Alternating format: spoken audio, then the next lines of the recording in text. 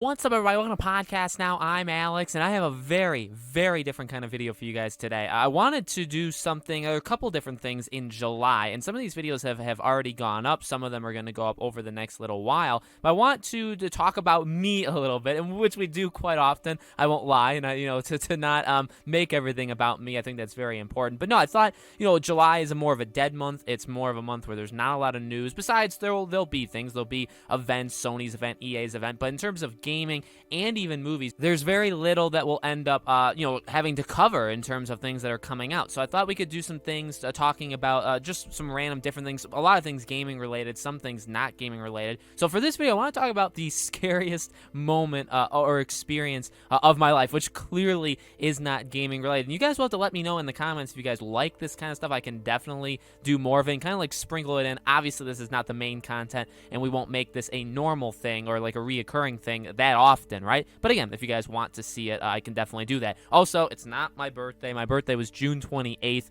this past Monday. If you guys weren't paying attention and you didn't know, no, honestly, but it's not my birthday, but I'm recording this on my birthday, okay? And my daughter made me wear it. I don't choose these things. They are gifted upon me. Okay, so, I wonder if I'll get teary-eyed because, to be quite honest with you, this is an event that I 1000% know happened. I know I didn't make it up. I've told the story to like my parents before. I was at my parents' house or I was living with them when it happened, and I will, I think, never forget this event in my entire life. Okay, I've told my wife this story, a couple other people. It's a scary moment. So let's set the scene. Okay, I was laying in bed. This was at night, and this was and I don't remember the exact time, although at the time I did. And I believe it could have been like 2:31 or 2:37, or maybe it was 3:31 or 3:37, but I think I remember it was 31 or 37 was the time. I just don't remember if it was 2 or 3 a.m. But I was in my bed, and I couldn't sleep. I was awake. And,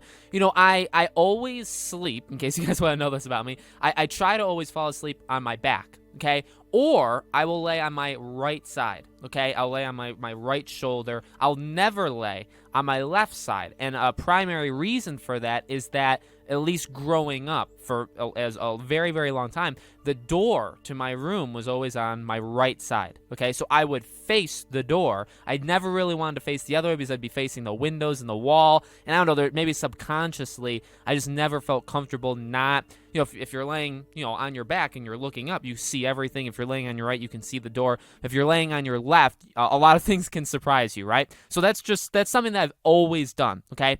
So, I was laying in bed, and all of a sudden, and I believe it was either during this entire sequence of events or right before, I laid on my left side. In fact, no, you know what? I for sure was laying on my left side. So I was trying to go to sleep, and I was like, okay, I can't do it. I'm laying on my back. I'm laying on my right side. And I went back and forth like 3 or 4 times. So I said, okay, I'll lay on my left side, which I never do, right? So I laid on my left side, and I started to hear. So the house my parents live in, and my sister's there too, but in the house that I grew up, I was there from when I think it was 9 to when I had just turned 22, and then I moved out like a month after I had turned 22, okay? So I lived there for a long time, and, I've gone to visit. I'm actually, when you guys are watching this video, I will be there actually visiting them. So the house creaks. It's not like the oldest house in the world, but like, the wind and stuff like that, like the stairs, you could hear like creaking sounds. The house isn't, to my knowledge, haunted or anything like that. Now, to make it very clear, I do believe in ghosts. I don't know exactly how it works, right? If they're like stuck or,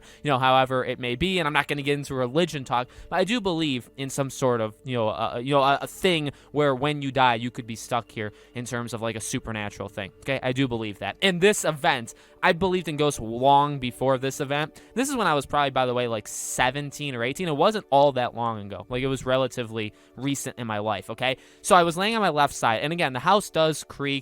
There'll be like random cracks in the house you'll just hear randomly throughout the day or at night. But again, that's just wind. That's just the house itself, right? Nothing really there, okay? Now, everybody was asleep. My sister was on the ground floor, like the first floor. I'm on the second floor, and my wall is the same wall, like on the other side of the wall was my parents' room, okay? So we're like back-to-back rooms upstairs, and then my sister's downstairs, right? Everybody's asleep. Everybody's dead asleep, okay? It's not like nobody was walking to the bathroom, and I will address that in a second, okay? All of a sudden, I start to hear the cracking or like creaking, right? And I'm like, okay, well, we've heard this before. I've heard this for like 10 plus years, right? Or 10 years. But however, it literally was the sound of the stairs, and it was footsteps walking up the stairs. And again, like, clear as that, you can probably see my eyes, like they're watering. I get scared, like, when I think about it, because it really was like a life-changing, not like a life-changing, but it was like, I'll never forget it, right? So I start to hear these creaking noises going up the stairs, and they're very clearly progressing. You know what I mean? They're very clearly going, like, each step. Like, and that there's just no, it's not like it's just random and it stops. It's it's continuous, and it's going up each step. And I think, okay, well, that's a little terrifying. Nobody, my sister, right, she is asleep. My parents are asleep, and I'm like, okay, well, whatever. So I'm still on my left side. I'm not turning around, right? Especially not after this next part. So as if that wasn't kind of scary and off-putting enough, all of a sudden, okay, I see a ball of light. Okay, it's a light. And, you know, like, the bathroom light wasn't on. So I guess maybe I'd have to draw you a schematic of my house, which probably isn't a good idea. But, like, the bathroom, my room is my room is here, and the bathroom is, like, right here, okay? So there's, like, a closet that kind of separates us, like an outside closet in the hallway, and then there's the bathroom. That light would be bright enough maybe to do something like that. The closet light would maybe be bright enough to do something like that. But this light was moving. Okay, so it originally started at the top of the stairway. So you hear the creaking up the stairway, and at the top of the stairs, there's this ball of light. And it's not super bright, but it's bright enough where, like, with my eyes open, like, you just do that, right? If your eyes are closed, maybe you can even see it if it's close enough to you. But if your eyes are open and it's even like down the hallway, you can, you see it, and then it can get brighter as it gets closer. Well, that's what it did. So the next issue of the night was that not only was the light getting brighter and brighter and moving down the hallway, so like the stairs go up, and then the hallway goes back, and I'm kind of at the back, where you'd have to go all the way up the stairs, turn around the hallway, and then come back, right? So the light is getting brighter and brighter and brighter, and now there's footsteps, clear as day, and that's what it was going up the stairs. You could hear footsteps going up each individual stair, okay? Then you started to hear footsteps on the hallway, which also can happen, but not consistently. You know what I mean? Not like literally there's somebody walking, through the hallway, okay? So now I start to hear that, and I'm like, oh, this is where I die. Like, I was petrified. I was like this. I was literally frozen in the sense that I will not move. Like, I will not give them satisfaction, right? So the scariest thing I would say is this. I swear to you, I heard the closet door. So, like, my room's door is literally direct. Like, as soon as you take one step out of my room, turn to your left, the closet is right there. You don't even have to take another step, okay? So it's right there. So there was a ball of light that was directly. Now, here's the thing. To my knowledge, whatever this thing was, never stepped in my room. It literally, because like the creaking noise, it's hard. At the time, my room was carpet, and the hallway was hardwood, right? So you could hear the creaking right up to the base of my door, to the base of my room. And I swear I heard the closet door opening. Now, I don't know why they were opening the closet door, but there was a ball of light. No, and well, this next part is like, okay, this is just something that you either believe in or you don't believe in. But, like, the feeling that you're being watched, that someone is, like, right there. You either believe it or you don't believe me talking about it, or you do, whatever. But I swear to you on anything that you want. I was laying there on my left side, okay, facing the window and the wall, and I know for a fact there was and I'm not kidding you when I say it was blinding light. Like, my eyes were closed because I didn't even want to open them, because I thought if I opened them, something would be right there, like kind of like a horror movie, right? I was so scared of that. So I kept my eyes. I was like this. I was like hurting my eyes because I was keeping them closed, and it was such a bright light that you could, like, it was a light, like, as your eyes are closed, it was just brightness, right? But it was still all the way at the door, at the base of the door, okay? So there was that, and along with that light and along with the creaking, there was just a sense that somebody, at least one person, was just there, standing there, staring at me. And you can't.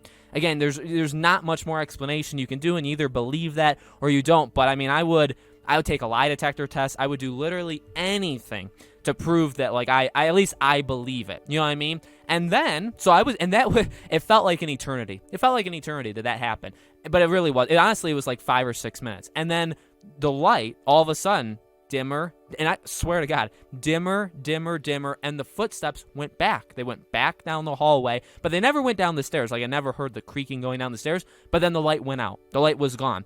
And I remember, this is the end of the story. I was just laying there like this, just like, so tight. Now I've done like martial arts, and I was doing martial arts at the time. I had like weapons like in the corner, like we're within arm's reach. So I could have picked up like a wooden stick, or I had like a sword. I could have picked up those things and just like, I was ready to do that almost, you know what I mean? And I had things like behind me. I had like a bed rest or bed stand or whatever it was, where there were objects there. I was just gonna ready to throw them at them, right? And then a couple minutes passed, and I was like, all right, 1, 2, 3, and I flipped over. So I was on my left side, and I was like, okay, I gotta check if they're still there. So then I flipped over to my right side, and now I'm looking at the door, and nothing was there. And it took me a little bit, like, honestly, it didn't take me as long as I thought, and then I fell back to sleep, or I fell to sleep. That's the issue, too. This also, I may have just messed up, and I may have just given myself away. Honestly, no. The thing to remember, too, and that's when I looked at the clock. So when I flipped back over, I looked at the clock, and again, I think it was like 2:37 or 2:31, but I wasn't asleep, and then I woke up and went back to sleep. That's important to remember. I never fell asleep. So I was still, because, I mean, you're 17, 18 years old. You don't fall asleep till like 3, 4 a.m. And I didn't. I would stay up till like 5 a.m. a lot of times. So it wasn't like that, right?